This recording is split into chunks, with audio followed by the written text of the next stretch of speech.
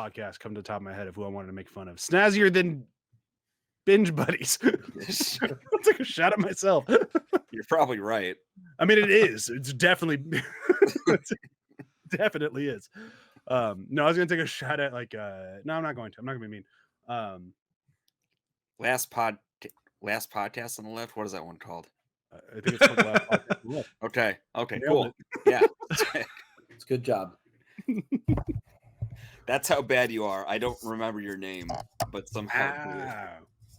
I mean, I was gonna try to take a shot at like a friend show, but I like my friends, so why would I be mean to a friend show other than it's fun?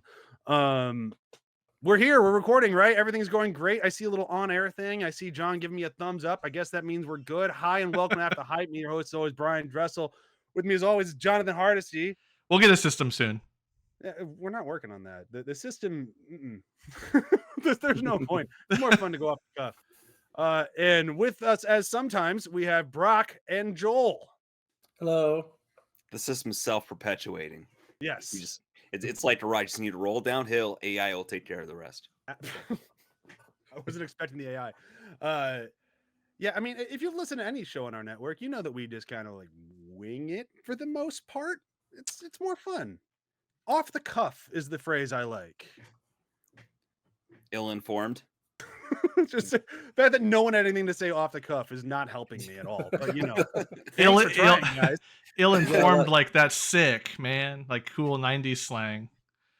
Was sick 90s? I thought it was like 2000s. 2000s? I don't know. Bro start. Bro was in 2000s, right? Someone everyone started saying bro.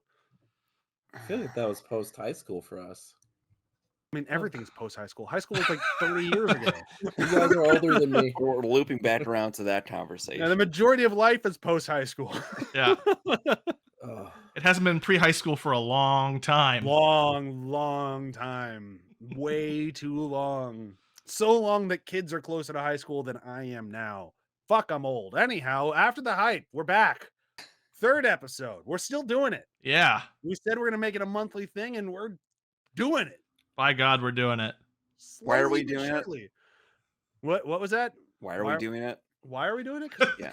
Oh, shoot. Oh. We do it for the fan. I was going to say fans, but let's be honest. No, so we're back. We had another month of stuff like we said we're going to do. I think John changed his answer. No? Yes? I was originally going to do stuff with Persona, but I had something else in the wings. Okay, yeah. I stuck with Dune 2. So I'll be talking a little bit about Dune 2 today. I might spoil it a little bit. So when I start talking about it, be warned. I'll do my best not to spoil it because I know Joel famously has not read Dune, so I'm gonna try to keep my spoilers to a minimum. But yeah, that's what I have. Joel, what are you bringing to the table today? I should read Dune. You should read Dune. Yeah. It rings in my head eternal. You know what? You know what? You should read Dune. You should read Dune. I need that shirt too because I need to read Dune. Yeah. It does feel like he doesn't want to read at this point, doesn't it? Yeah. I'm getting Quoth the Raven vibes out of this a little bit. No, I've got a handful of indie games that we've been dabbling in. One that Brian can attest to is very catching. Oh, dangerously catching. Yeah. So a lot of good stuff. And we have been continuing to stick with the Steam Next Fest demos and churning out good preview content with that. Can also check our work at Nintendo World Report, where I do some freelance writing. Ooh. Brok, what are you going to bring to the table today? What are you chatting about? Then we're going to finish up with John. I am going to ramble and spoil, which you guys can thank me for spoiling it, the Halo TV series up to this point. Are you talking season 1 or only season 2? Both. Oh, fuck. Mm-hmm. I'm not sure I have stomach for this. I tried to watch that first season. They're the same thing, which is absolute shit. So, I mean, I might as well lump it all together. That's fair. And then, John, you're not doing Persona 3. What are you bringing to the table today? I'm bringing Yellowjackets season 1 and 2 to the table. So I happened to watch that through within a few days. It was that catching, and I have a lot of thoughts. It's one of those shows where like everyone has told me to watch it, and I just haven't done it. So I'm very curious to see what you're going to say about it. I mean, I can look at your show notes that are currently up on my screen, but beyond that, I'm curious to hear what you're going to say about You it. might have a shirt in the mail. That's no, just kidding. Is it called Yellowjackets because they're a bunch of wasps? Maybe. Just a bunch of April O'Neils. I mean, I'm more interested. Or just a bunch. Yeah. You know what? Maybe it could. It could be because they all. Okay, follow-up question. Do you know why it's called Yellowjackets? Yes. Is Joel right? The primary reason is that that's their team name. Then no, Joel's not. I like Give an answer. I like his better. I'll take the moral victory. The cultural that was the victory. most frustrating 2 minutes of my life. Oh yes. Hey, where's my if I'm gonna checklist? be here, you're going to earn give it. an answer. It put me down a we thought should get process. So we should get started. We're fully off the rails. We haven't started. There isn't structure at 10:30 at night. I'm sorry. Yeah, but there is at 8:30 at night, and that's what it's like here in California. So Well, we're going to find some balance. We'll have to negotiate the level of chill. We don't get to have sun here. You have to give us a break. I mean, we have a lot of sun. Son of a bitch. Yep. All right, so I'm gonna get talking about Dune 2. And I even came prepared. Ooh. Oh God, it's so hard to get popcorn out of this thing. I But I made popcorn. Does that lid I stay did not on? know I made kettle corn. Boo! Kettle corn isn't for movies. Oh wow, This that's is so gross. what a perfect review of Dune. I like kettle corn. I like kettle corn too, but not in a microwave. That is not. Yeah, that's a little Kettle bit of a corn has to stretch. be fresh. It has to be out of a kettle. Yeah. Otherwise, I'm just wasting time. And everyone loves listening to eating on a podcast, right? It's nice I and just crunchy. can't stop looking at how big and inviting that is. It really is an inviting. It has Orifice. major I should call her vibes. I will say the bucket in person way less impressive than the photos online. Okay. And it is mostly turned into a toy for my son. It is dented to hell as he's been chucking his cars into the Sarlacc pit, which is what he calls it. Pretty close. Fair. That's creative. Yeah. So the structural integrity not great. No, I could not resell it anymore. Which it goes on. I found one on eBay for $500. Like these things are a little crazy. I'm happy to have it. It looks great on my counter. That's it. Let's talk about the movie. You need to see the first one for this to make any fucking sense. We'll start with that. And that's kind of my first ding against it. Because I read going in an interview with Denny, and Denny's like, we really wanted to make sure that you could watch Dune Part 2 without have ever seen Dune Part 1. And then Dune Part 2 picks up basically mid-conversation. Like, so part of Part 1 that it's almost like, you get like the last line in the movie before it even says Warner Brothers. Like, the spice must flow, or I forget what it is.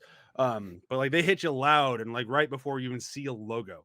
So it's like, if your goal was to be able to make this a movie you could just watch as it is, big swing and a miss, in my opinion. Do you think that's what they were aiming for? Or was this just sort of their compromise that they decided to make? Compromise they decided to make. Because this was just not... It's part 2 of a movie. It's half a movie, just like all the other half movies we've been getting lately that have been driving me insane. Mm-hmm. This is another one, and I for me it's really tough to grapple with that because the movie that's here is actually fantastic. It's very, very well made, especially if you can watch it with the first one. I'm assuming I haven't been able to do that yet because they're not both in theaters. But I have to assume if you can just like pop in the discs one after the other, it's gonna feel like the greatest sci-fi saga thing ever.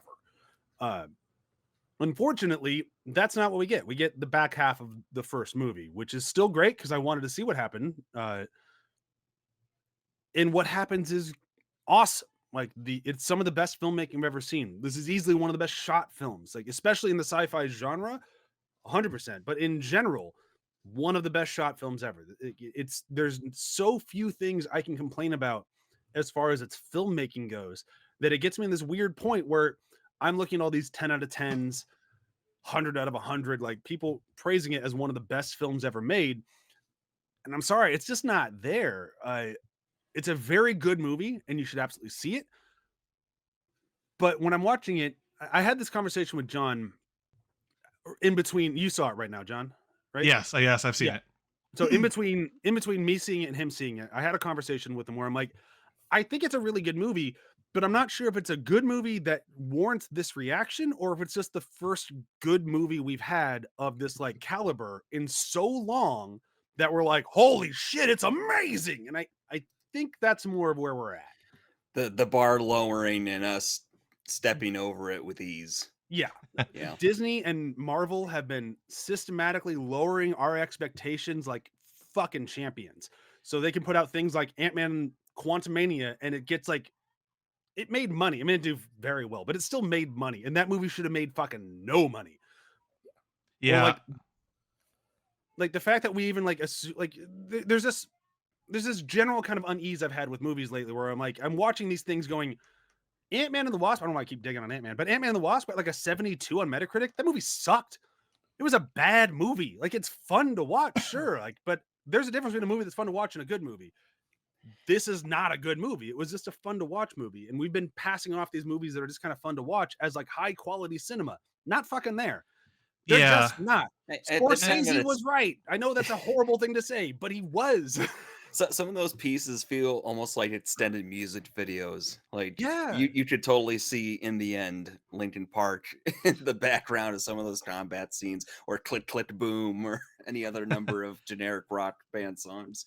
And it kind of cheapens everything. Like you're watching these like huge sweeping landscapes and everything, and you know that's a dude on a green screen. Like that's a guy who like he doesn't even know what scenes he's shooting today. He was told to go to stage B to read pages 6 through 12, and then he's going to go to stage C and read pages 90 through 100. And it's like there's no heart here. It doesn't exist. And then you watch Dune 2, and there's nothing but heart. There's so much heart behind this movie, and it feels like a director had a vision and he wanted to get it on screen, and he pulled it off, and it's near perfect, and it's so great that the fact that it's only half a movie doesn't bother me that much, but it does enough to say that it's an 8 out of 10 instead of a 10 out of 10, or like maybe even a 9 out of 10. It's still a great movie. It's just not the best movie ever made. And that's where like I had this very weird relationship with it where like I don't want to underpraise it, but at the same time I don't want to match the internet's current like overpraising it. Like there's a sweet spot in there of where this movie actually lies. I think that's just where we live in this kind of trying to temper the waters a bit. In our experience. But to your point earlier, that it just it's been a while since we've seen it, and you mentioned earlier wanting to have watched the first one before this, and I think that would have helped me immensely because I hadn't. So a lot of one was kind of forgotten or kind of in that fuzzy memory space of I watched it a few years ago, that sort of thing. Years ago, probably on streaming because it came out during COVID and nobody went to the theater for it. Right. And I bought the Blu-ray to watch it before, but I ran out of time. So I went in and I was like, ooh, we're just jumping in. Diving right in. I'm lost. And so my enjoyment was I had to catch up. And I had to kind of fill in the blanks and do a little bit of work in the first like quarter of the movie. More on my point of when Denny said that you could watch without seeing the first one, you're proving me right. Like, nope. Yeah. You'd even seen the first one. You were still lost. like you'd done some of the homework. Right. And the pacing was the pacing of 2 is different than the pacing of 1. And I think there was I think that was to the disservice of it. It's not like one of those things where you have the whole bloody affair for Kill Bill, where when you put them together, like, oh, I see why they're that way. It's like you have the big Quentin Tarantino speeches at the end, but it's one movie. It makes sense. This kind of tried that, but like... Oh, I think they pulled that off. I would so? disagree with you. I think they pulled that off really well. Because the first movie's kind of slow, and this one is not slow. I guess where it hitched for me, it was just in someone where they decided to montage certain things. They drew things out where they decided to pace things, not how they paced it, is maybe more of a catch for me. And for me, like that's where like I'm reading the book now for the third time, and that's kind of like the stuff they montage was like stuff that kind of needed to montage because you can't have the Dune story without it. but at the same time, to put it in there, like you have to include too much. So like in the book, there's a 3-year time gap between when Paul and Jessica have to leave, trying really not to spoil things for Joel, when they have to leave the Atreides like camp and they have to go out to the Fremen. There's like a 3-year gap there. In the movie, it's like 2 weeks. But they still try to have those payoffs of like when Gurney Haddock comes back, it's like, oh, young pup, you're alive. And it's like, I saw you last week. It's good to see you again. Whereas in the book, it's like, it's been 3 years. Yeah. I assumed you were dead. Holy shit, you're here. And like, and I think that didn't happen. Yeah, and I think specifically in a scene like that, that was where it was more of a disservice. Like he learned how to walk without rhythm really fast. He found Gurney really fast. Yeah. And like there was like these little pockets where it's like, well, you could have maybe expanded those at the expense of some of these other things. Like I mean, Leia Sadu, fine. Right? That's Leia Sado, but Sado, yes. Yeah. She was visually interesting, but you could get rid of her. Who cares? First of all, how dare you? You never remove her from any movie. But again, like put her in more movies. To make Gurney his return not feel like, well, suddenly he's back. Wow, a week later. Yeah. No one was suffering. Like no one was too sad for too long. So there was things like that. That's where I kind of was like, oh, maybe a full Dune 1 movie experience could have helped that, but I don't know. It could have helped. And then like there's things like Gurney Haddock in the book, he doesn't trust Jessica, and when he comes back, he tries to kill Jessica. Sorry, Joel. I won't remember. It's fine. Good. And I'm trying to use their names specifically because their names are hard to remember, and I feeling that'll be more of a problem when you start reading it. Dang you, Patrick Stewart. Yeah. I think I heard the word Gesserit. Benny Gesserit. Yeah, there's one. Okay. Yeah. Wow. But, the glossary. But yeah, so you have that whole thing of like, and then Paul not knowing that Gurney was going to do that causes fear in Paul because he's usually so good at foreseeing stuff. And we get rid of all that, and instead Gurney just shows up and goes, "Check out those nukes, yo!" And it's like it doesn't have the same gravity. And like that's where like anyone who's listened to any of our shows know that like I'm much more a fan of somebody's going to take a book and adapt the hell out of it and try to follow it word for word. So like everything I'm saying here kind of goes against what I usually want out of this stuff. I wish they could have done it in a way that still kind of had those feelings in there. And keep in mind, I'm still talking about a movie that I consider either an 8 or 9 out of 10. Like this movie is still damn near perfect. It's just I don't condone saying it's perfect when it's not. And so much the internet has been doing that. It's like let it be a great movie. It doesn't need to be the best movie. It's not a 1 or a 10. There's 9. These other numbers fucking exist. That's a conversation for a different day. Don't put these numbers to waste, man. Yeah. Like now it was mentioned here that the first movie is slower than the second one, or the second one's quicker. It is that like a lot of condensed, dense material and teaching of the world that's happening in that. Yep. And so it really is coming with the expectation that you've seen the first one because you're using that knowledge to inform what's happening in the second one. Yeah, there's no setup in this thing, even including like my favorite character from the book, who's in like the first chapter. You meet him before you meet Paul, I think, and he's not in the first movie. He's not even in it. I'm like, what? That was the only thing that bothered me in the first movie. Like, where the fuck is Fade? Where's Fade? Like, he's supposed to be a little bitch boy at like the dinner table, not listening to his uncle. Like. I miss Bitch Boy Fade. And then he eventually shows up in part 2 and he's played by Austin Butler and he's the best part of the movie and he's amazing. So it all paid off and I'm fine now. But yeah, I didn't realize really that. I'm looking forward to this emotional journey that you're taking me on. It's a hell of a journey. All in all, I think this is a very good movie. I think everyone should see it. If you can see it on the biggest screen possible, great. But I feel that about every single movie known to man. So I'm not the one to ask about that because I'm like, was it a movie? You should see it on the biggest screen possible. That's it. But Dune looks really great on a big screen too. So, do that one as well. Yeah, IMAX is doing that movie a lot of favors. It was very good to watch. I'll say this much. I saw it once in IMAX and once out of IMAX. It was great in both. It just needs to be seen in the theater. IMAX is beautiful, of course, but as long as it's projected onto a screen, you're in the right place. Now I can be done now, and I can let John talk about some. I was going to say the birds and the bees, but that's not it. Some wasps. I'm going to mute my microphone so I can eat some more popcorn. Great. All right. I guess I'll start with a bit of a synopsis of the show in case you haven't heard of it or you've been living under a rock or whatever. Yellowjackets is a story about some high school soccer team. They go in. They're going to a championship or something like that, a regional, national. They have to get on a plane, and they take off, and it crashes in the middle of the forest, the wilderness, and a lot of them die, and a lot of them have to find a way to survive. And the series, season 1 and 2, is about them trying to either survive where they are or find a way out. But will the woods let them out? Ooh, it's mysterious.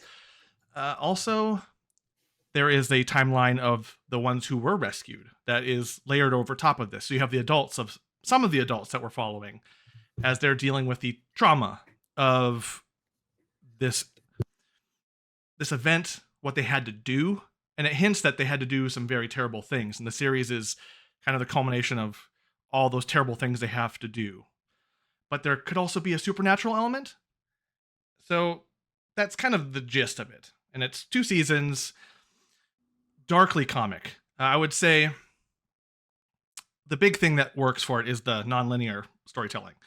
That you're jumping between the kids in the cabin and their adult versions. And we're only following some of their adult versions. And that's pretty limited. You have, I think at most in the first season, 3 or 4. And you're only following them. And it never tells you what happens to the other ones or doesn't even allude to it. It leaves that a mystery. So that's pretty cool. And they slowly drip feed you. Like, suddenly you'll see the adult version of someone. You're like, oh, they survived. But how? To that point, the casting is, I would say, an inconsistent bag for me, in that you've got some adults who pair well with the kids, and they do it. It's good with looks and acting chops. So both those line up for some of them. But then there are some who they're both the adult and the child actor are really good, but they don't necessarily visually match. You're kind of surprised, like, oh, that's who they are. And so there's a variety of that. So it's kind of mixed for me there. The supernatural stuff feels... They keep it vague. It feels kind of like Lost in that way, that you're not necessarily sure you're going to get an answer to those things, but perhaps kind of brilliantly, or maybe not brilliantly. This might be saving their ass later. They code a lot of this around the trauma. So there are supernatural things that happen in the woods with these girls who are starving. They're going crazy. And it's like, well, is it something otherworldly? Is it spiritual? Or have they been starved for weeks? Are they delirious? That sort of thing. And it has it manages that. I think it has laid the groundwork well, so they could actually do a cop-out if they wanted to and be like, it was all trauma. I like supernatural stuff. So I'm kind of hoping that it'd be like, oh, there's actually a dark presence that kept them there. It made all these things conspire against them to actually escape, even though they did. But how do they defeat it? Do you think they'll ever answer it? No. So that's better to me. Like I don't like when they give you the clear answer. Like that always kind of bums me out. And I think, judging the way the show has been built and constructed, I don't think they'll ever get a chance to. They may be interested in doing that, but I don't think the show will run long enough. It's just kind of, we've had the strikes happened before they could even start filming another season. They've been slow to return. They're still filming. Who knows? It's fair enough. So to your point, I probably kind of hope that too, that they don't answer it, or they just watch anything by J.J. Abrams. Yeah. You know, when you answer too many questions, it's shitty. Right. It's that easy. Like, you gotta leave some mystery. Like, for somebody who loves his mystery box, he's really keen to open it every fucking time. See the inside Mystery of is it? the good Here's part. the trap door. List, JJ. Yeah, it's like, dude, you got us hooked. Yeah. Stick the landing once is all I'm asking. And I will add that season 1 is pretty good. Season 2 is even better. So it is an upward trajectory of watching. The acting gets better in the second season. They do false POVs in the second season to really gut punch you a few times, which is really neat. They really work with your emotions a bit more in season 2. It feels more character, and it kind of pulls the focus away from the supernatural to the point where, yes, it actually might be fine if we never find out. So I have a question. Sorry, not to interrupt, but I'm looking at your notes here, and you haven't gotten to one of them, and it's for me the most important one because it will kind of decide if I watch this show or not. The final bullet point you have is it's clear that there's not really a grand design to the story. That's how it feels at the end of the second season. So that's kind of the one tempering thing throughout all this. There's a lot of ups and there's not very many downs, but this big one is I just don't know that there's a plan. Yeah, you lose me big on that because I have tried many a show that did not have a plan, Lost, and I stuck with it, Lost, and then the ending happened. And the ending of Lost is the ending of Lost. Remember a minute ago when I said Abrams just needs to stick to one fucking landing? He wasn't involved in the end of Lost. That was all Damon Lindelof. But still, and I think the big thing that does this, that makes me think this, is the two timelines. We have them as adults who made it back, and we're dealing with that as a present, and then we're going back to them in the woods trying to survive as sort of like a past flashback. And you get more of season 2 end with Christina Ricci going, "We have to go back. We have to go back." I'm all for the Lost jokes. Yeah. So it's, who knows? Maybe with the third season, whenever that comes out, things will be a little bit more clear. It just doesn't. It feels a little bit more improv-y, kind of in a way that maybe if I were doing a D&D game that had like 2 timelines going, then I'd be like, I got the end figured out. I got the beginning figured out. We'll just see what happens in the middle. You're losing me more and more. I was looking forward to watching this, and the more you're saying, I'm like, well, maybe this will get you back. Christina Ricci is sadistic, psychotic, and amazing in this show. And she's sadistic, psychotic, and amazing in everything she's in. That's like her MO. Yeah, but she really takes off my the taste for Master Chief helmet, though. she probably more than Shriver. She'd make it work. The young actress that they paired with her too is great. Those two are probably the standout. If you're going to watch it for them, as they are just the best in it. It would warm my heart if you see an even older version of her and it's played by Rosie O'Donnell. Does anyone get that reference? Then and Now, right? Yeah! Now and Then, but yes. Now and Then. Oh, I get my titles right. Glad someone else got that extremely like YA girls movie with me. Oh man. Yes, I did. I'm other big fans of Devon Sawa? Nope, no one. Okay, great. Just nope. Are you making up these names now? Like, no, God, no. Devon Sawa. Everyone loved Devon Sawa. He was certainly my final destination. Yeah, Final Destination. Casper. Okay. Other movies. Okay. Casper's where I fell in love with Christina Ricci. I'm a fan of other movies. Yeah. Yeah. Idle Hands is really good. According to me and pretty much nobody else, but Idle Hands is great. So yeah, that's pretty much all there is to it. It's worth the watch, but go in knowing that you might not like that. It might be off the cuff as they do these things, as they develop the story each season in the writer's room. I think they develop that season in the writer's room. There's not like this, like, here's a 5-season plan, or maybe they've said that before in interviews, but you never believe those anyways. But yeah, Windsor Winder is definitely coming. Oh, that one hurts, doesn't it? Yeah, it does. Just sit on it for a minute. Yeah, see how it feels. It's not coming, guys. It's not coming.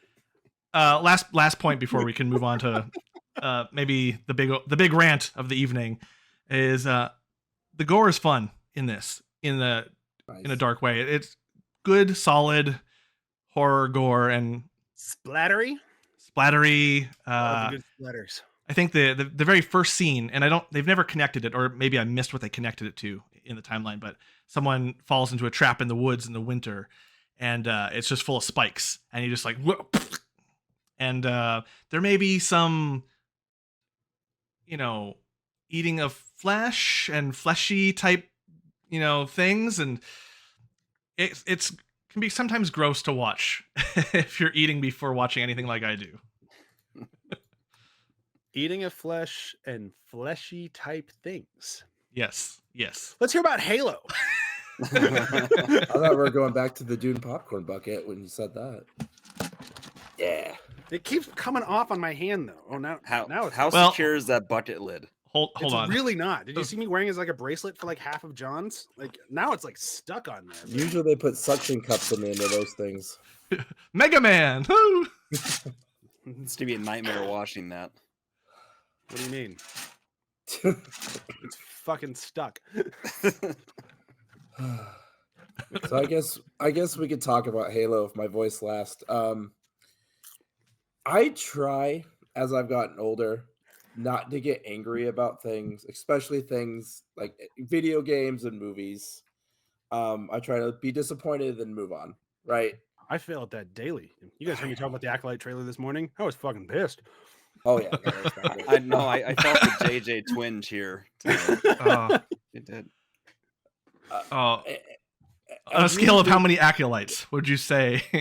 No Acolytes. It sucked. It was a bad trailer. The show Yeah, looked I'm not- bad. Yeah, I'm not excited for it either. Boo! By the way, sorry, quick side note: we don't boo enough anymore. No. We We'll bring need it to bring back booing. People fuck up all the time, and they need to know. And there's no better way for people to know than a good, loud, clear boo. Yeah, let them Well- know you're not going too low or too high with the insult. Boo's perfect. Boo is so good. So when Brok eventually meets Liv Schreiber at some point in his life, he can just be like, "Boo!" I'll get my steps. It's the polite insult. It is, It is. It It is is so- perfect. but also insanely rude. It's Yes. the best. You can also dress it up and dress it down very versatilely. Oh yeah. Anytime you can boil it down to just a noise, Yeah. like That or being hissed at. ooh. Oh, That's hissing is like the hiss is a bridge too far for me. They, Oh, is it? Like no, that's like no.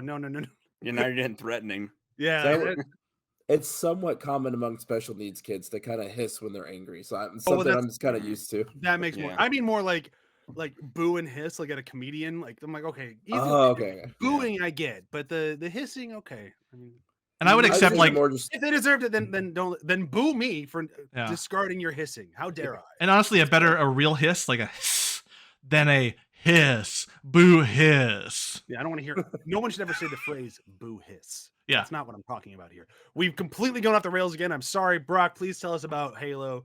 Feel free to boo it as much. no, as I you like going off the rails because then I don't have to talk about Halo. So, that's nice.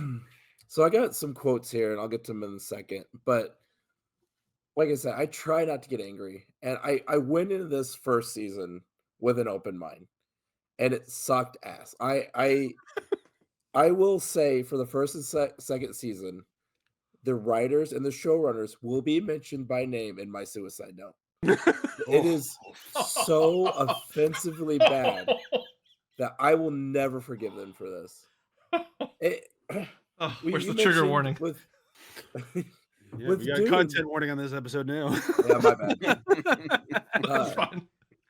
If there's any kind of heart or just kind of respect for the source material for things, I'm willing to be flexible.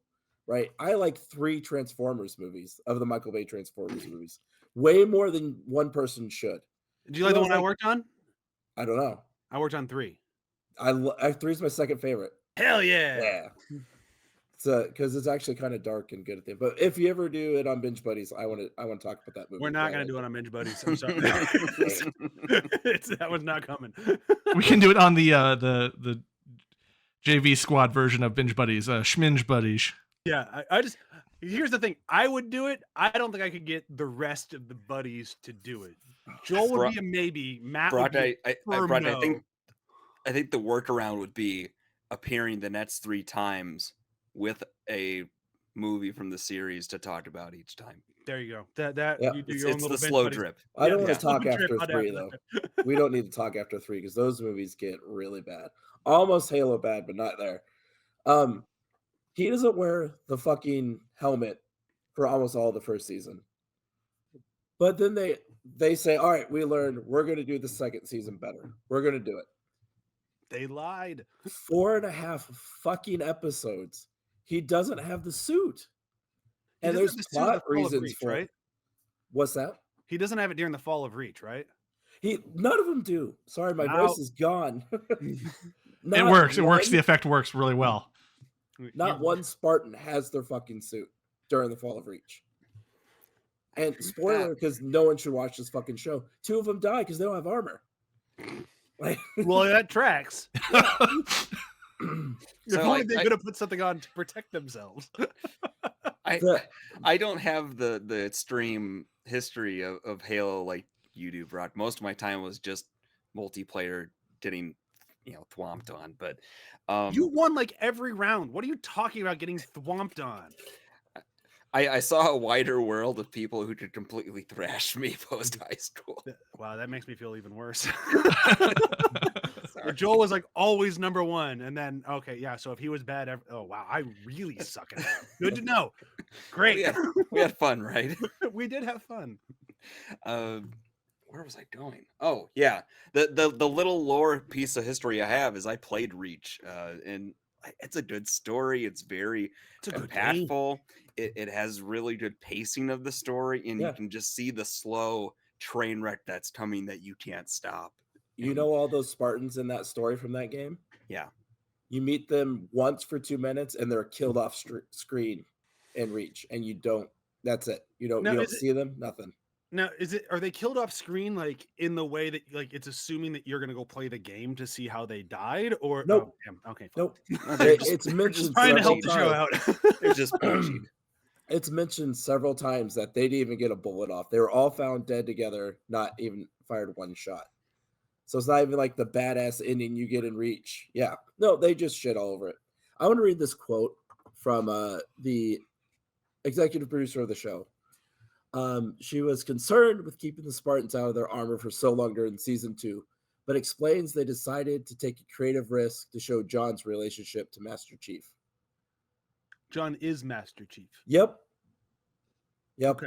They're not two separate people. They're one. Like, what is like? Here's now. Take a step back from all of this. I can guess pretty sure of myself that them not wearing the suits is largely due to budgetary reasons. I can make that leap. They want to spend the money on other stuff, not on costuming. These actors want their faces seen, so they don't want to be in the suits. They don't want to wear the big bulky stuff. They don't want to pay the actors to go through the process of putting on these costumes. I get it. Paying actors to sit in a chair and get makeup put on there is a very big expense. And if you don't have to pay it, why would you? I get that a little. And when I say a little, it's because I get it from a financial point of view. But at the same time, that's the cost of doing this show. If you're doing a show called Halo, you should have Master Chief in the suit. He famously has never taken the suit off in a single farking game. Yep. Tried to say fork and fuck at the same time. That came out weird. Flarking. There we go. It works. Yeah. But like, he's never once taken off. The only time I remember him taking off is at the end of 4. And it's like, you don't even see anything. You see his eyeball, right? I know. I only remember very taking specific. Off at the end of 1. Where he takes the helmet off and sets it next to him at the end of 1. Yep. But at 4, he's like in the I'm taking off the armor suit at the end of the thing, but you don't see him at all. And that's the point. He's supposed to be like an avatar, kind of. Yeah, and like it's not like this hasn't been done before. Just like, and if the question is Liv Schreiber wants to be seen or for whatever celebrity he wants, it's like, okay, great, good for you, dude. Way to ruin a show for your own ego. I knew the fuck he was before the show, and now I hate him. I knew him as Porn Stash from Orange is the New Black. He was really, really good in Orange is the New Black. He was great. I was actually really excited for him when he got this part, and then he just turned into such a fucking ass. Well, but let me read you his quote real quick. Oh no. You're not able to bring an audience along in a long form story without having access to the character's face, which tells you what they're feeling, how they think, and everything. Access to the character's emotional life and over a course of time is what makes you empathize and connect with the character. We had at least 5 fucking games with Master Chief. People got an emotional connection to him. We knew what he was feeling, what his morals, all that were. We didn't see his face once. I know many people who cried at the end of 4. Like, and 4 is not a great game. Don't get me wrong. Like, 4 is a very fun game, but like, it's not great, especially compared to the first 3. But it has such an emotional ending. I know people who teared up at it. Yeah. And have you ever heard of the movie fucking Dread? You don't see Carl Urban's face once, and you totally empathize with him the whole way through. That movie's fucking great. Fuck off, Liv Schreiber. I don't like you either. I'm with Brok. Yeah, piece of It's shit. just such a shallow view, I think, of what acting should be and everything that's needed to perform well. Like we even talked about this with the Terminator and RoboCop movies, right? That it's Mhm. such a limited structure and framework that they're forced to work within. Or even not a show I watch, but I know it's successful, The Mandalorian. Yeah. You know, that's an example right there of how a decent, competent actor can work within those limitations and still produce something really good. I mean, it's happened so many times that him saying this sort of stuff is. I keep saying Leaf Scriber. I'm sorry, Leaf Scriber. You're awesome. I'm talking about your brother. Pablo. He's tattling on himself. Yeah. I thought maybe I wrote it down wrong. I'm like, oh, well, Brian must be right. So I No, didn't. no, you were absolutely right. I just keep thinking about his brother. I mean, I like them both, but Leaf Scriber's still cool in my book. Pablo, his brother. My bad to Leaf Scriber and to everyone who's like, that guy fucking get it right once, maybe. Never again. All that shit he was talking about J.J. Abrams, he ain't get a single name right, and it's right in front of him. I'm sorry. I'll be better next time. He plays them so emo, like so edgy. Like I am so sad. Now I'm gonna fuck this alien prisoner lady for some reason. Hey, you know what? As long as we get to see his ass at some point, I might like the Master show. Do we get to Cheeks. see his ass? In season 1, Master Cheeks. Master Cheeks. I'm back in, fellas. I mean, the dude works out. It's a nice ass. Like I'm not upset, but I don't want to see his face. Like ass out, helmet on. Better. Hell yes. just so in like the YMCA showers, just standing there, head down. I am so there for that show. Like that is perfect. That We should have been merch. Reach. I need ass out, helmet on as a t-shirt, please. I would wear that in public.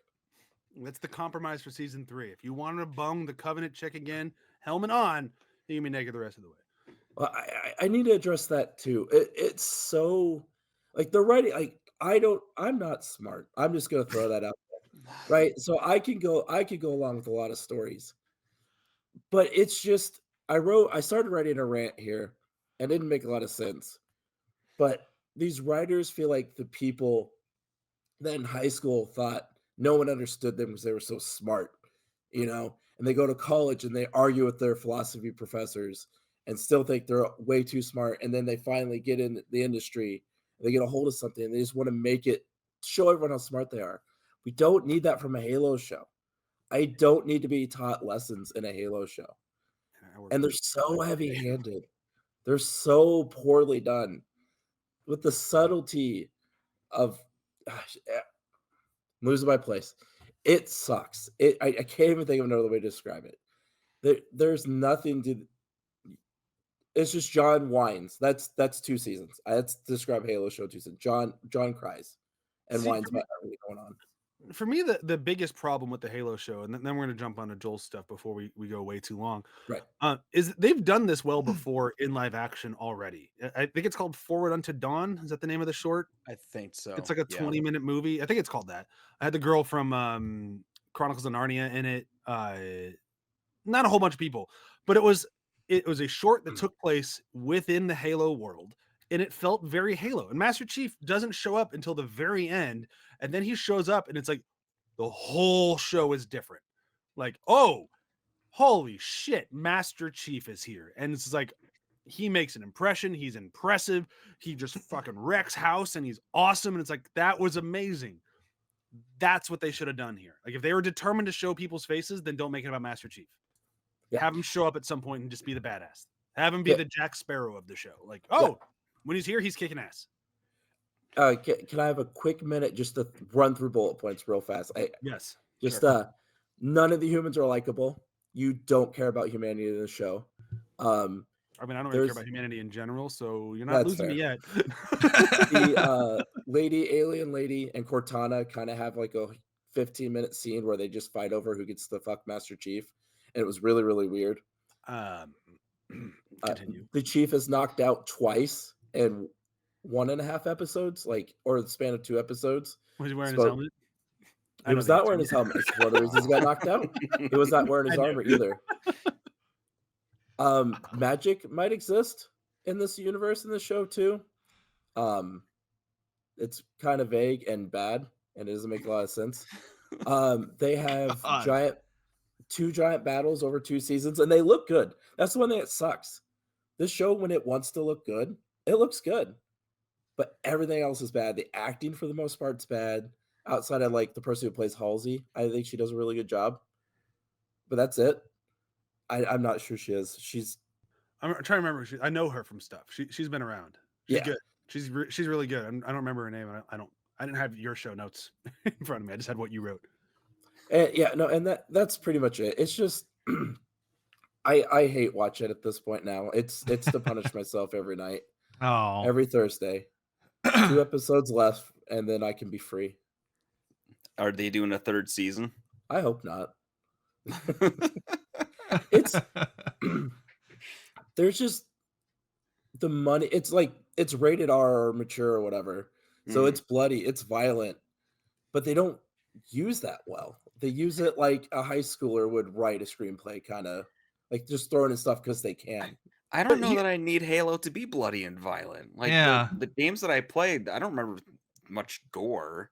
I mean, No, they there's were like just some blood puffs every now and then, like blue Yeah. and green, and like if you shot your own guys, there'd be some like red splatters, but it wasn't gory by any stretch. Yeah, no. Have the flood shown up? Nope. Has there been any talk of the flood? So the alien lady, wow, the alien lady can control some kind of worm things, but they don't necessarily say it's the flood or not.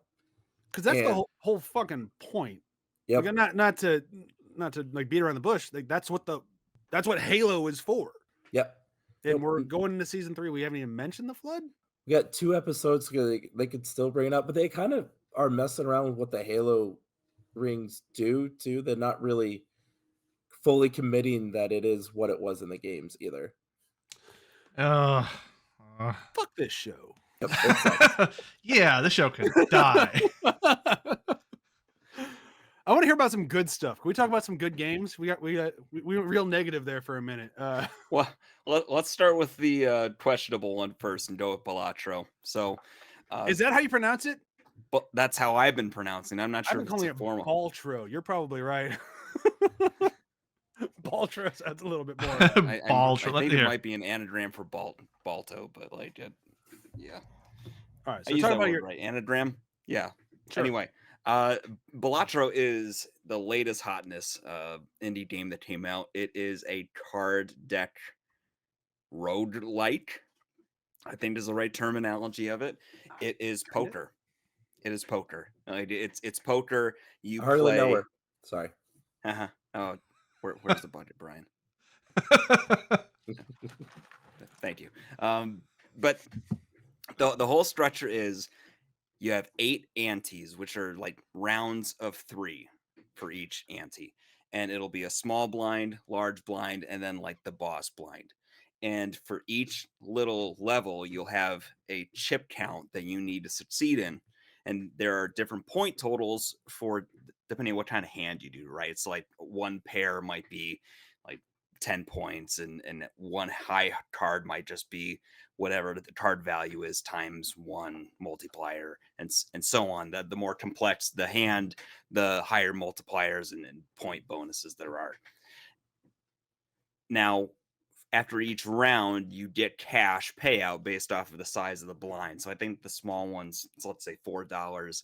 And then for each remaining number of hands you have left to play, I think it's $1 a piece for that. And each of those rounds, you get somewhere around 3 or 4 hands to play, and then 3 or 4 discards where you can throw out cards and they'll re-deal you new hands as well. In between each round, you get to go to a shop where you can buy different kinds of cards, including one that they're called jokers. So jokers are like the modifier cards that will boost different. Oh, it's like the bread and butter of this game. You know, they will modify the amount of bonuses you get or rules of the game almost. So you kind of by chance get to pick and choose your strategy. So some might be cases where it's every diamond card gets a ×4 multiplier when you play it. Common. Or it might be something where you get ×20 multiplier if your hand has 3 cards or less. Uncommon. So Yeah, I know exactly what jokers you're talking about. but it changes your strategy because the It first does. one you might just be like, I'm gonna nail that flush for diamonds, and then the second one it's gonna be, I'm gonna get all the 2 and 3 of a kinds I can, and use some of these other cards you can buy that will boost the baseline multipliers and point count of them. And it's just a stacking game of trying to stack bonus on bonus on bonus to get through these ever increasing point totals you need to keep reaching. A fun thing, the chips, like poker chips on it, and there's a little indicator next to your point count. It looks exactly like those old green and white mints, like the old grandpa mints, Um, but yeah, and there's different decks that you choose from as well. So like the baseline might be you get +1 hand. There's also ones including you get $10 extra to start with in your run. Fools errand, don't use that one. It lets you down, man. Don't do that one. I struggled through that one. It was Yeah. tough. The one I'm working on right now, it lets you have 6 Joker cards instead of 5. But the experience there for me has been, well, I'm having a really hard time churning the cash flow because the cash flow is really key to drumming up that count, because every pack you buy, it's boosting your baseline card values with different modifiers. Like if you keep this hard card in your hand, by the end of the round, you get $3, stuff like that. But it's such a catching game, and it is by nature of everybody knows what poker is. Like if you're a grown adult, you've got an understanding of what poker is. And then you add the layer of the multipliers and dealing with the random on top of the random card draws. And it just creates this really complex system you have to work through to, get it at the chance of finishing the game. But yeah, go ahead. The only thing I'm going to jump in with it is that, like, they just crossed, I think yesterday or the day before, when we recorded this anyways, 1 million sales within a month, which is not something indie games do that often. It's definitely like the indie darling in the moment. But everything Joel just said, if you're not into poker, sounds very dry and potentially boring. Yep. This game is not dry or boring. It takes all of that stuff that he just laid out, and it's like, okay, that's not what I want to play in a video game at all. And like right now, I'm very, very mad at Atlas for everything they just pulled with the Persona 3 DLC. So I'm not playing Persona 3. I'm kind of taking a break. So I needed a game to kind of like cool off. I did not expect this to be nearly as entertaining as it was. I thought it'd just be like, all right, I can play it for like 2 hours and I'll go back to Persona 3. I've sunk almost 7 hours into it over the past like 3 days, which isn't a lot, but as a dad with no time, that's a lot. I even downloaded it on like my work computer so that on my lunch I can play it. It is so, as Joel put it, catching. I've been calling it like dangerously addictive. Like I don't know how to describe it, because I don't really like card games unless I'm sitting around a group of table, like talking to my friends playing cards. I don't want to play them by myself. And this game, it gets you there, and you were just hooked. And it is that I haven't felt this like, oh, I got 5 more minutes. I can do another 10 minutes since like Hades. Like Hades is the last game that really triggered that. Granted, another roguelites, that makes sense. But this game, just chef's kiss, just so insanely well made that even if you don't like poker or you think you wouldn't like it, worth at least a demo. Like definitely worth a shot. I wonder if too that some of that, like, it might sound dry to the outside person, is that I think that's just card games in general. Any card game I've played and liked, I don't know how I could have ever described it to anyone in the world to make it sound interesting, other than just kind of what you did with like how it makes you feel and like some related things. So that's kind of, I think that's just card games in general. Yeah, I mean, you're not wrong, and like that's why I'm even more impressed that they got that million within a month. Like that's, for a game that's just basically poker plus, like that's super impressive, and like good for them, man. Like I hope they're enjoying their champagne bath or whatever it is they're doing to celebrate. Mine would be a champagne bath. You'd be real sticky afterwards, and it's probably not worth the money. But champagne bath in your bucket, just in here, with non-kettle corn, kettle corn. Yeah. No, I'm gonna leave the kettle corn in there. I'm never taking anything out, never cleaning it. It's just all going in the bucket. Whatever I want next is just going in the bucket. It's gonna be like a wasabi peas next. It should be it's gonna season it just like a cast iron skillet. Yeah, wasabi peas and like chocolate covered espresso beans. Oh yeah. Oh, okay. It's gonna be Mhm. one smelly bucket. Oh, smelly bucket, smelly farts. You're gonna be in trouble. Lucky I'm already married.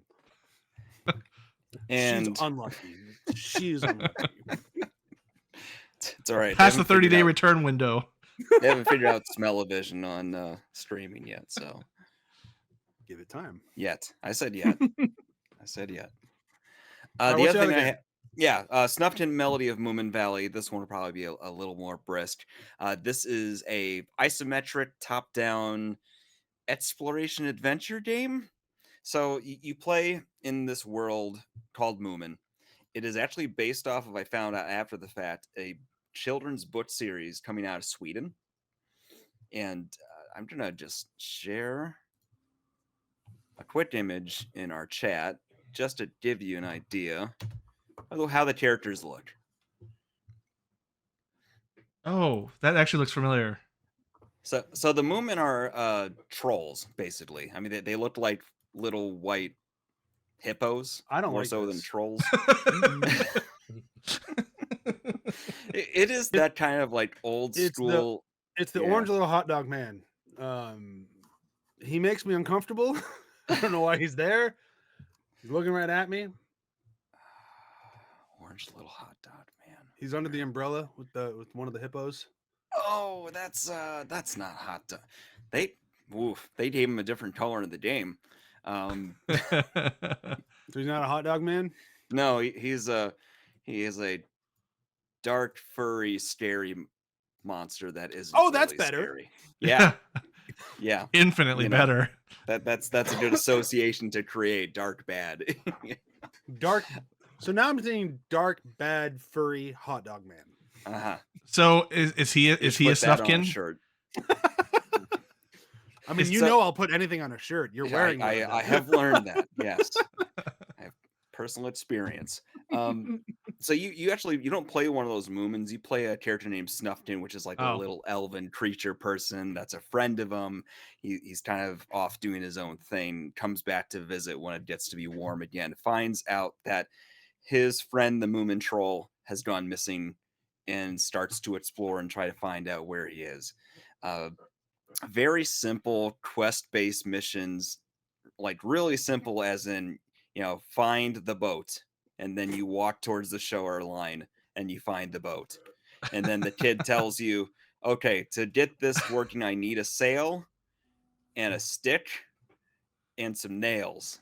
And then it gives you 3 different waypoints to go to those different waypoints and do simple tasks. Like one of them, you might have to chase around a gopher thing along 3 different holes. There are sections where you actually have these stealthy things, almost Metal Gear Solid-ish, where top down you are having the guards walk around with the vision cones and having to get around them, create distractions and stuff while you're pulling out signs, like don't have fun signs, basically, from these guards that are around. I am describing this poorly, but that said, it is a very breezy, pleasant game. I found it really charming. The writing is very cute, and the characters in the game look a lot nicer than they do in that screenshot I shared with you. Oh yeah, they do. I'm looking it up right now because I couldn't look at that screenshot. It is more like paper cut storybook kind of to vibe you're going with. This is adorable.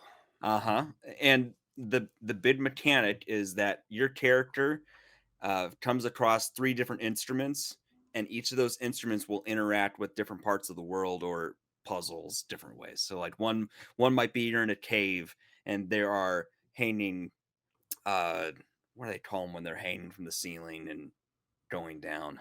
Hanging. You know what I'm talking about, like in caves and shit. Like stalactites or stalagmites? We'll go with that. So like you hit a drum and they break off and fall into platforms, right? Stuff like that. Or you can play a flute and get a bird's attention and get them to attack somebody.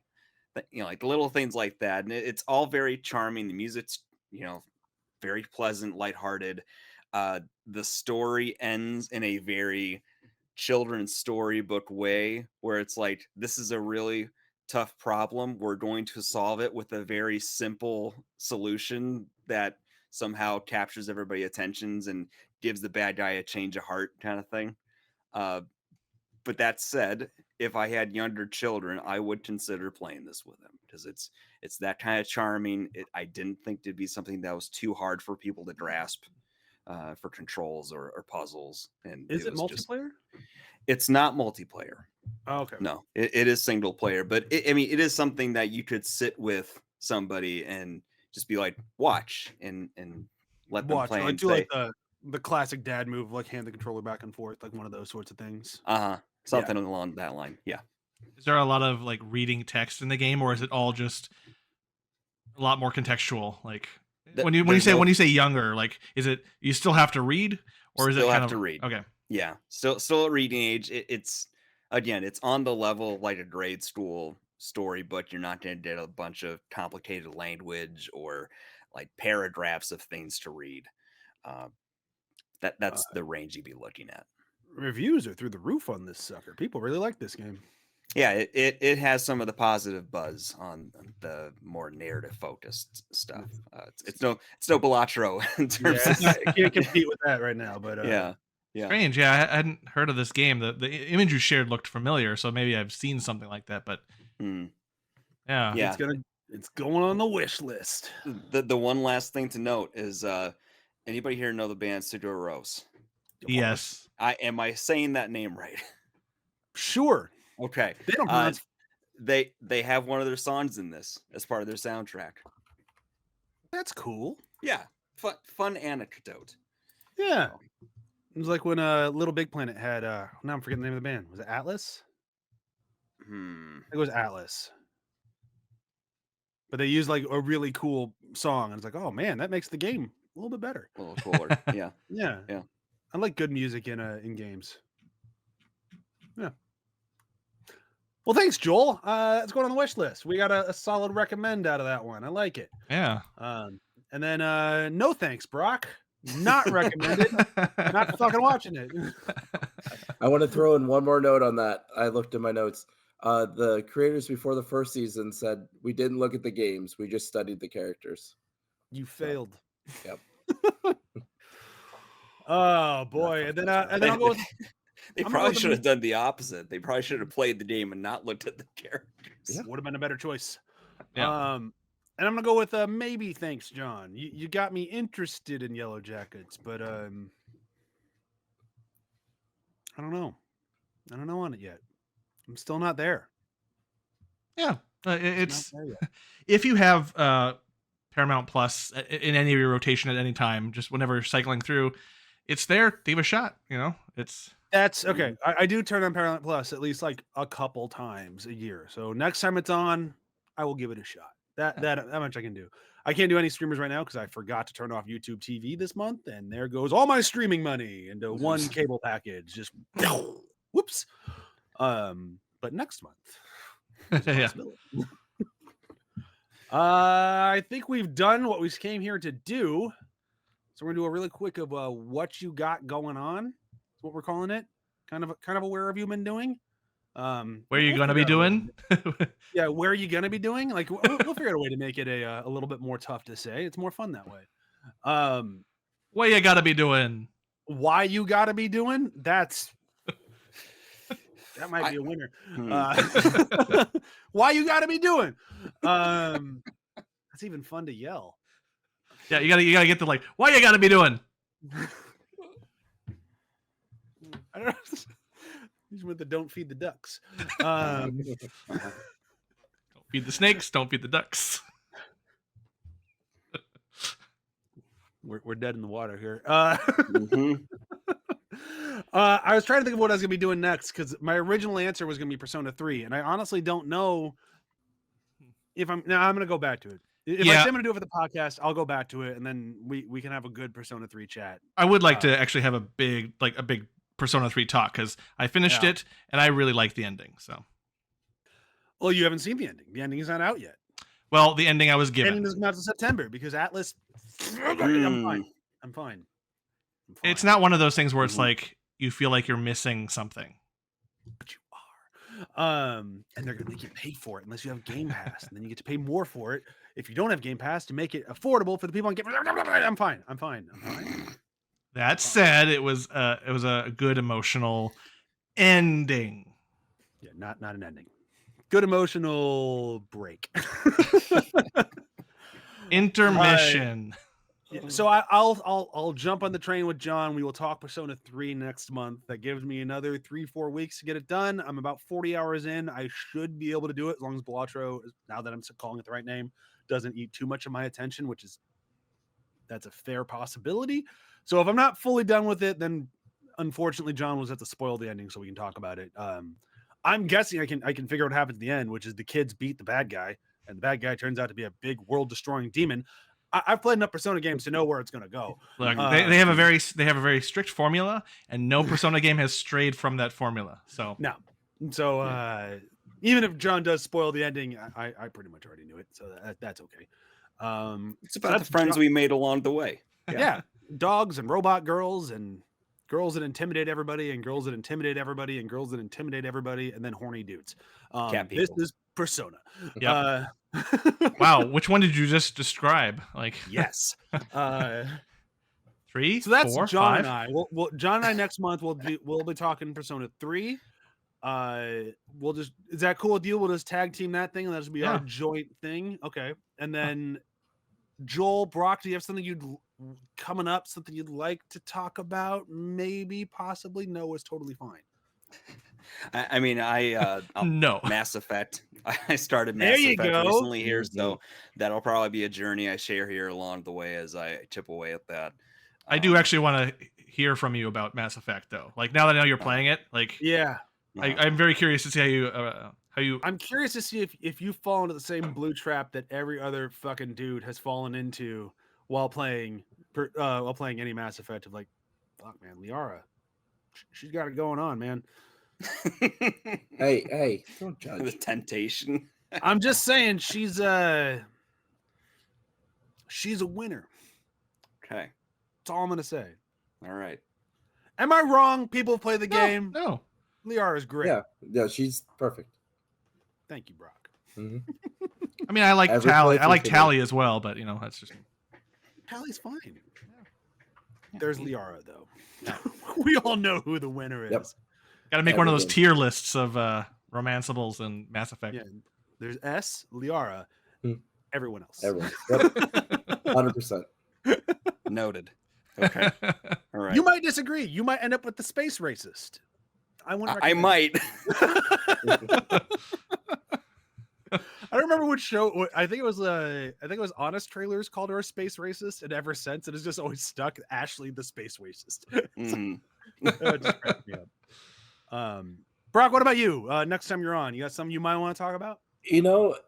I kind of want to continue down the road of video game TV shows. I would like to bring up Twisted Metal, the surprisingly fun TV show based off so of video afraid game. you're about to say Resident Evil. I'm like, I don't want to hear about that show. Like, God, no. That's good. I'm good on that.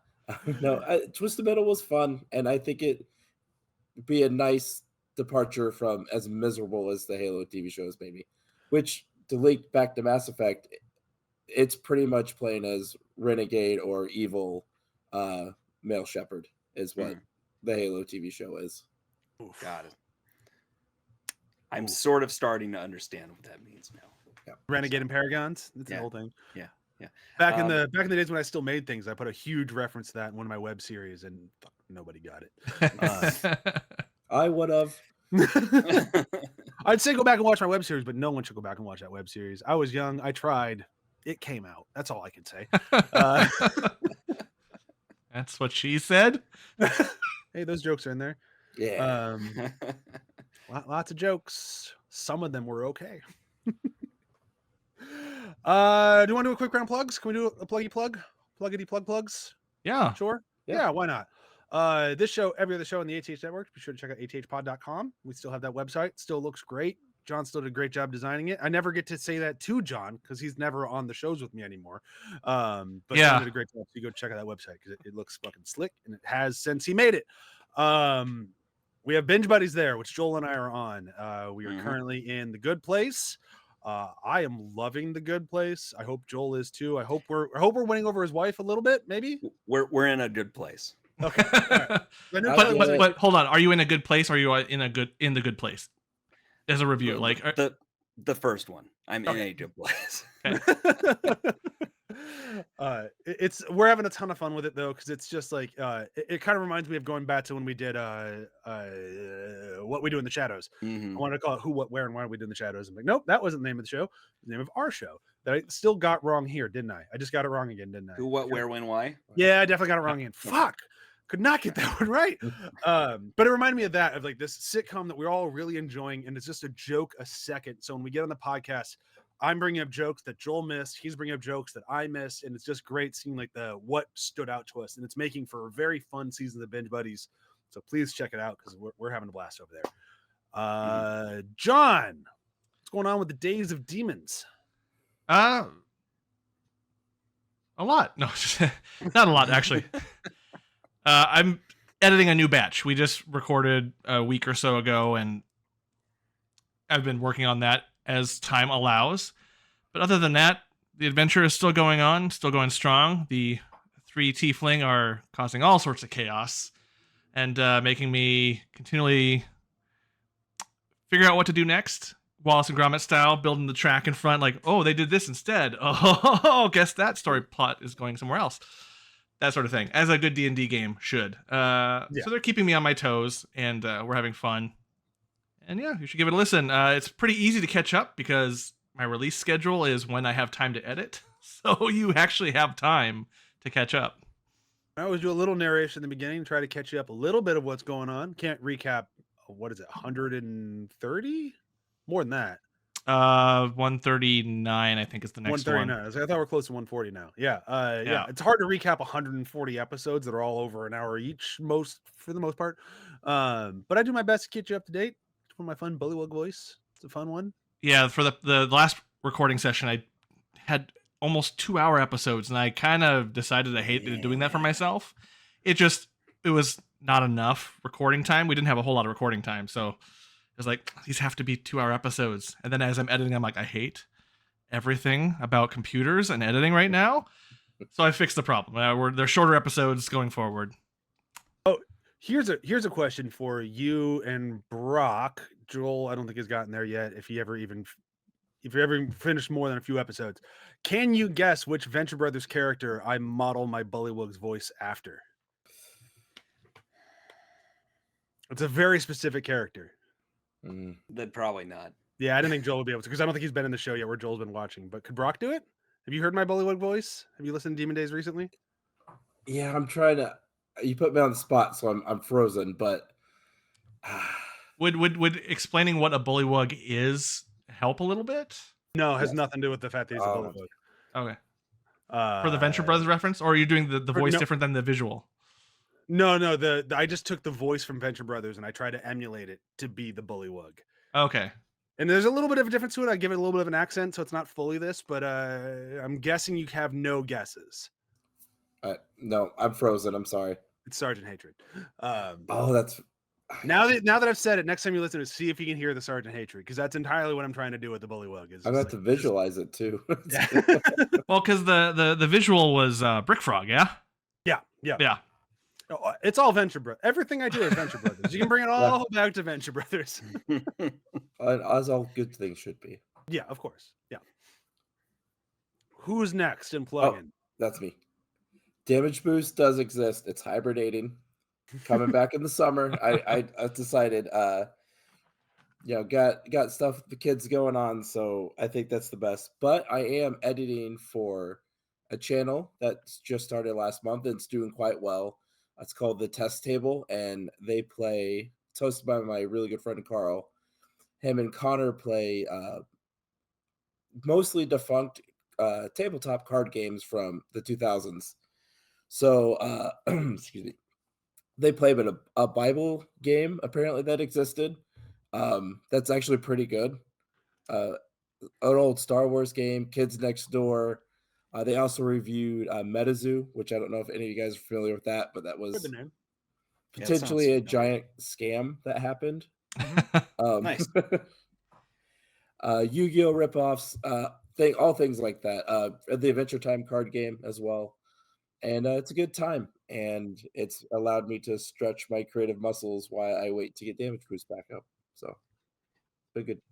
Brok also cuts like half the episodes of Binge Buddies, and he does a great job. I don't give him credit like ever in Binge Buddies, and I'm sorry about that. Brok's been cutting like half of them, and he's been doing awesome. Thank you. He could have just been cutting them out, because he's humble. Mm.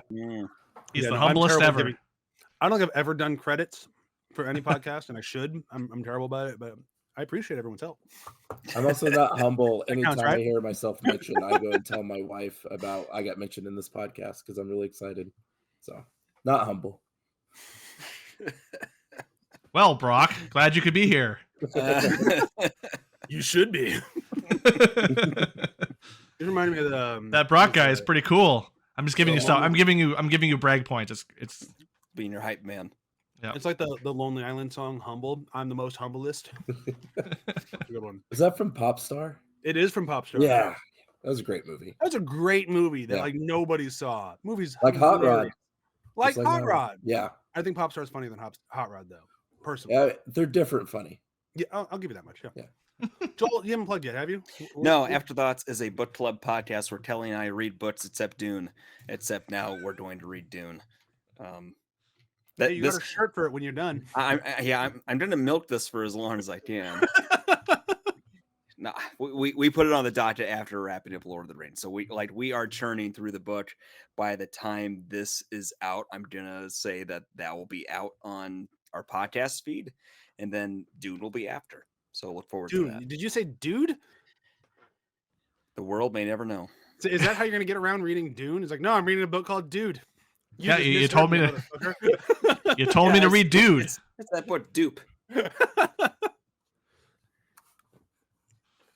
Doom? Good catch. Russian over here. Yeah, I'm doing. Yeah, no, that was awesome. Yeah. By the whole time, I mean, I'm doing like 3 times, but I'm doing pretty good. Pretty proud of myself. Hell yeah. John, is there a way to do like a popcorn counter on his part of the screen? And just like do a ding every time he catches one. It'd be better if you did every time I started eating it, because if it's every time I catch one, I didn't do it that often. But I've gotten pretty good at it. I'm available for birthday parties. Is all I'm saying. I will look into it. If I can do it live, I will, but I will not go in post and do that. If there was a button like, oh, you got a guy eating popcorn on your channel, we actually have an app for that. Like that would be a waste of time, but really cool. I mean, especially if I can get like a counter, like I can just push a button here on my like Back in the little stream bucket. deck. Yeah. Freebie. All right, thank you everyone for listening. We're gonna say goodbye, unless you just really want to sit here watch me throw popcorn in my mouth all night. Someone should just stop recording at some point. I got nothing. Just else get to another do. one in there. Hell yeah! Nice. Aaron. All right, there we go. All On a right. high note. All right. Bye. Bye. Bye.